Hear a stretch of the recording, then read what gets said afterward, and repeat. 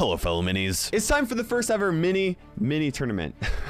I've put all 22 of the minis into a mostly randomized bracketed tournament, and they're going to face each other in a best of 3 until only one champion remains. In the first round, both minis will be at 0 upgrades. In the second round, they will have one single star upgrade that I will consider to be the best for that matchup. And in the third round, both of the minis will be completely maxed out with all 3-star upgrades. As you can see from this bracket, almost half of the minis are lucky enough to pass the first round without an opponent. So let's find out which of the other minis will join them. The Lumberjack versus the Miner. Now, unfortunately for the Lumberjack, there's no way to allow him to take advantage of his Rage Potion and still fight the Miner, because no matter what I tried, he would just focus on the enemy Shield Maiden instead. It doesn't matter though, because he still beats the Miner with 0 upgrades. Now with 1 upgrade, it doesn't actually matter which ability the Lumberjack uses, since they all just affect his Rage Potion, and he doesn't get to use it anyway. However, the Miner chooses his Surprise ability to gain Backstab. That means that for the split moment that the Lumberjack turns around to throw the potion at the Shield Maiden, the Miner ends up dealing 1 additional damage. Either way though, he still loses in round 2.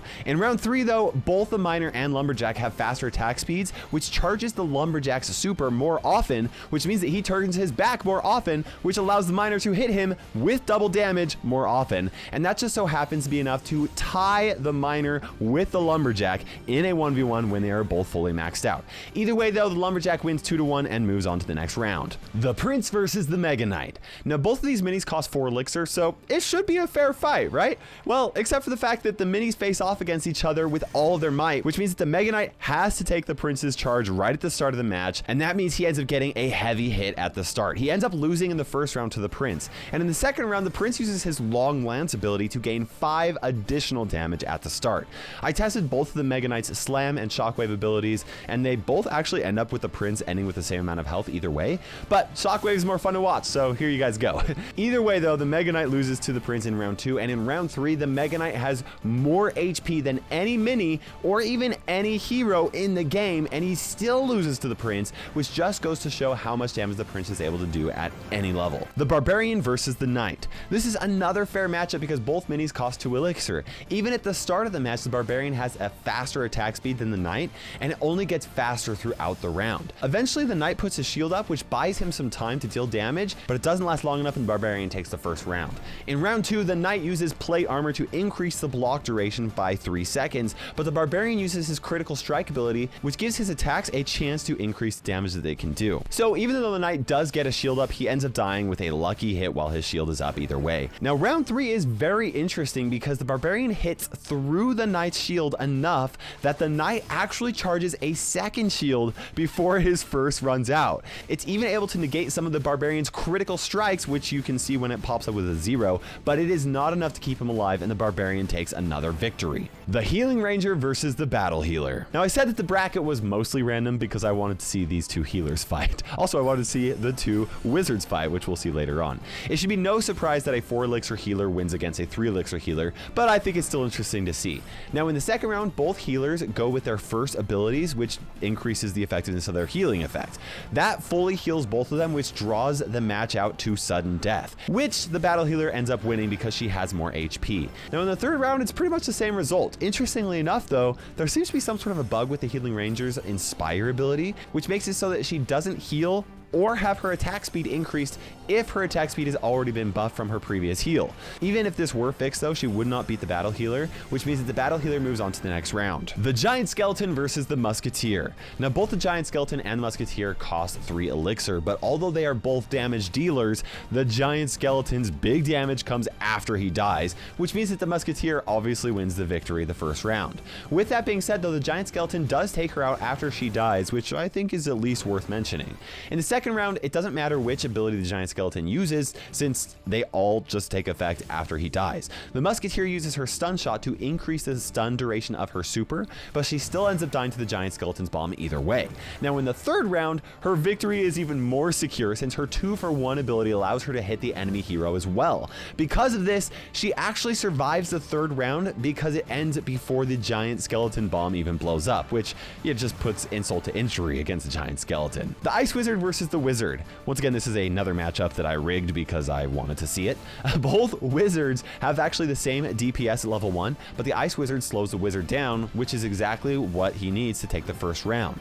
In the second round, the Ice Wizard gets his Chill ability to slow the Wizard even more, while the Wizard actually uses Ignite to deal bonus damage over time. Unfortunately for the Wizard, the damage over time is not enough to take out the Ice Wizard before he dies, which means that the Ice Wizard wins another round. Surprisingly, the Wizard actually takes a victory in the third round though. I believe this is because of the Wizard's increased attack speed as he's upgraded. It may even be that he has enough HP to survive long enough for his Ignite ability to actually take out the Ice Wizard. Either way though, the Ice Wizard takes 2 rounds and moves on to the next stage of the tournament. And with the first stage of the tournament completed, here is the stage of 16. Only 8 of them will continue, so let's find out who that's going to be. The Dark Goblin versus the Guard. Now it takes a while for the Dark Goblin to pick up speed, and by that time the Guard puts his shield up. Once the Dark Goblin's rage is built up, the Guard's shield still is not enough HP to keep him alive. It is close, but the Dark Goblin takes the first round. Now in the second round, the Dark Goblin's stun shot ability gives him a chance to stun the Guard, and the Guard uses his quick action ability to start the match with a shield. The second round is close as well, but thanks to the Dark Goblin stuns, he is able to win again. The third round is also really close, but not as close as the previous rounds. I actually thought the Dark Goblin stun would apply more often since his attack speed actually gets really high, but it does occur enough for him to win against the Guard 3-0. The Spirit Goblin versus the Lumberjack. Now as with every match, the Spirit Goblin starts this matchup very strong because of the damage that he's able to do right at the start. Unfortunately for the Spirit Goblin though, he does not have very much HP, which means that he loses to the Lumberjack. Now in round 2, the Spirit Goblin uses Strong Arm to deal even more damage right at the start, but the Lumberjack uses Quick Sip to cast a Rage Potion at the start, giving him a very fast attack speed. It looks like the Spirit Goblin might have a chance, but the Lumberjack takes him out with 4 HP remaining. Now the third round isn't any different, except the Lumberjack spends more time throwing his potions than he does actually attacking. Either way though, he has so much HP that the Spirit Goblin just has no chance of taking him out. The Prince versus the Barbarian. Now it's pretty obvious that the Barbarian has no shot at taking out the Prince right from the beginning. In fact, he only deals 1 damage to the Prince in round 1, and in round 2, the Barbarian isn't even able to deal any extra damage because the Prince gets his Long Lance ability. It just takes him out. However, in round 3, the Barbarian has enough HP that he is able to deal 1 damage before dying, and that's all that he's able to do, which is rather unfortunate. It makes sense. It's a 2 elixir mini versus a 4 elixir mini. The Magic Archer versus the Valkyrie. Now, even though the Valkyrie is a 3 elixir mini and the Magic Archer costs 4 elixir, it's pretty obvious that the Valkyrie is going to win all 3 rounds. Now, even though both of them are made to take out multiple targets at once, the Valkyrie is a melee mini and works up close, whereas the Magic Archer works best while he's safely guarded by other minis. And unfortunately for him, even when he's fully maxed out, his abilities do very little against the Valkyrie, which is why she moves on to the next set of matches. The Archer versus the Bowler. Now, if I'm being honest, this matchup feels a bit unfair for the Archer. The Bowler's Clash ability hits her and stuns her so that she can't even attack before she dies. Round 2 isn't any different since the Bowler uses his damage amplify ability to increase his rock's damage, and in round 3, his crushing ability increases the stun duration so that she's still not able to get a single attack off the entire matchup. The Battle Healer versus the Musketeer. Now, if you want to take out the Battle Healer, you pretty much have to do it before she heals. It looks like the Musketeer is going to be able to do exactly that, but the Battle Healer's super activation is slightly faster, which means that even though the Musketeer stuns her, the Battle Healer survives long enough to take her out. Now in round 2, the Musketeer's stun shot increases the duration of the stun long enough to bring the Battle Healer down to a sliver of health. But just when you think the Musketeer is going to finish her off, the Battle Healer heals almost all the way and takes another win. In round 3, the Battle Healer has so much health that the Musketeer just doesn't have the firepower to take her out before she ends up dying. The P.E.K.K.A. versus the Ice Wizard. And honestly, I don't care how slow the Ice Wizard makes the P.E.K.K.A. There is just no way that he's going to win this one, okay? It takes 2 swings for her to finish him off in round 1. And in round 2, the Ice Wizard slows her down even more, but the P.E.K.K.A. mocks him with a shield, which means that she wins only after taking 1 damage. In the third round, it takes her a little bit longer to take him out, but she does have the Boast ability, which ends up actually healing killing her after she kills him, which is even more insulting to the Ice Wizard. The Mini P.E.K.K.A. versus the Electro Wizard. Now this is another situation where the 3 Elixir Mini actually beats the 4 Elixir Mini because the Mini P.E.K.K.A. is a close range damage dealer. The first round ends in a few seconds. In the second round, the Mini P.E.K.K.A. further ensures his victory by choosing Drain as his first upgrade. This removes energy from the Electro Wizard, which pretty much makes it impossible for him to use his super. And because all of the Electro Wizard's abilities affect his super, this means that he doesn't do any better in the third round when both minis have all 3 abilities. And with that, we are down to our final 8 minis who are still in the competition, and we're about to find out which of them make it into the semifinals. The Dart Goblin versus the Lumberjack. Now both of these are 3 Elixir minis that both have some sort of a rage effect, but one is long range and the other is a melee mini. Even then, the Dart Goblin actually puts up a really good fight, especially because the Lumberjack takes so long for him to throw his rage potion. In the second round, the Lumberjack starts the match by throwing out a potion, and the Dart Goblin is able to actually stun him a few times. Unfortunately, it's not enough stuns to actually keep him alive, so the Lumberjack ends up winning the second round. In the third round, the Dart Goblin gets incredibly lucky with a stun right at the start and a few other stuns early on, which make it possible for it to ramp up its attack speed very early on in the fight. In fact, the Dart Goblin is able to defeat the Lumberjack in the third round because of this luck, but the Lumberjack run the first 2 rounds, so he ends up getting to move on. The Prince versus the Valkyrie. Once again, the Prince shows his dominance right at the start of the match by pushing the Valkyrie back to the back of the board. She's able to take out 50% of his health in round 1, but it's not enough. In the second round, it doesn't matter which ability she chooses because the Prince kills her before the stun wears off because of that additional damage with his first ability. In the third round, she is able to deal some damage at least, but it's not nearly enough to take out the Prince, meaning that he moves on to the semifinals. The Bowler versus the Battle Healer. Now the Bowler actually does really well against the Battle Healer in the first round, but he can't take her out before she gets that first heal, which means that he ends up losing. During the second round, he goes with a Clash ability in hopes of stunning her more often, but it doesn't actually end up mattering which ability he uses first. He still ends up losing the second round. In the third round, he stuns her longer, which gives him more time to charge up another super, but right as he's about to throw out a second stun, she heals a second time. And the third time, it actually looks like the Bowler is going to take her out, but she has just a few more HP than the Bowler does when sudden death starts, which means that she takes another victory and goes to the semifinals. The P.E.K.K.A. versus the Mini P.E.K.K.A.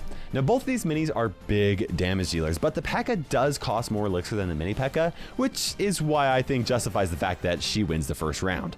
In the second round, the Mini P.E.K.K.A.'s hack ability increases the chance of doubling his damage, and it actually works a couple of times, but the P.E.K.K.A. gets a lucky hit which deals 9 damage with 1 swing. In the third round, the Mini P.E.K.K.A. actually does surprisingly well, especially when you consider the fact that it costs 4 more elixir to fully upgrade a P.E.K.K.A. than a Mini P.E.K.K.A. But the P.E.K.K.A. obviously moves on. And now we're up to the semi-finals. Not surprisingly, the minis that have made it this far cost 4 elixir, with the exception of the Lumberjack, who arguably had the easiest part of the tournament. But only 2 of them will make it into the finals. The Lumberjack versus the Prince. Now, unfortunately for the Lumberjack, I couldn't think of a single way to guarantee that he would go 1v1 against the Prince and still get affected by his rage, which puts him at a huge disadvantage. He loses in the first round, and the second round isn't much better at all since the Prince's long lance ability does so much damage at the start. Even when completely maxed out, the Lumberjack does not stand a chance against the Prince and can't even take out a quarter of his health, which means the Prince is making it to the finals. The Battle Healer versus the P.E.K.K.A. Now this matchup looks very bad for the Battle Healer as soon as the P.E.K.K.A. lands a lucky 6 damage strike with her second attack, and the Battle Healer finally takes a loss in this first round. Unfortunately for the P.E.K.K.A. though, in the second round, she doesn't get a single critical strike, which means that the Battle Healer has plenty of time to heal up to full HP with each super. She ends up losing this round, which is especially unfortunate because landing just 1 critical hit would have been enough for the P.E.K.K.A. to get a victory. In the third round, the P.E.K.K.A. does get a critical hit with her first strike, which puts the Battle Healer in a rough spot. But she's still able to heal up in time, and the P.E.K.K.A. still has a ton of HP to burn through, while the Battle Healer deals very little damage per second. Now, if the P.E.K.K.A. could land a second critical attack, she would win, but the Battle Healer is able to heal more than the P.E.K.K.A. can deal damage if no more critical attacks land, and the P.E.K.K.A. isn't able to land a second critical hit, which means that the Battle Healer heals up once more before sudden death. And so the Battle Healer ends up making it to the finals after a very long fight against the P.E.K.K.A. And that means that it comes down to the final 2 two minis, and we're about to see who the winner is. The Prince versus the Battle Healer. Now this fight starts out with the Prince knocking the Battle Healer back, but can he take her out before she can heal? It looks like he's going to, but she's able to heal up just before because of his slow attack speed. However, despite his slow attack speed, he's still able to deal damage more than she can heal, and he ends up taking the first round. In the second round, the Prince's long lance makes it impossible for the Battle Healer to heal up, which makes this clearly a matchup in favor for the Prince. In the third round, the Battle Healer has a bit more health, which gives her more time to charge up her super. In the end though, the Prince is able to take her out in a split second before the healing activates, and that means that the Prince is the champion of all of the minis in the game. But does that mean that the Prince is the strongest mini in the game? I actually think there's a solid argument to say that he is the strongest right now. I think his Clash ability and his long lance deal way too much damage and definitely could be toned down a bit, but feel free to let me know if you think there's another mini in the game that you think is stronger. Make sure you guys subscribe for more Clash mini content or more Brawl Stars content right there if you haven't already, and you can check out a couple other Clash mini videos right there. For now, this is KairosTime ticking by, and we will see you in Clash mini.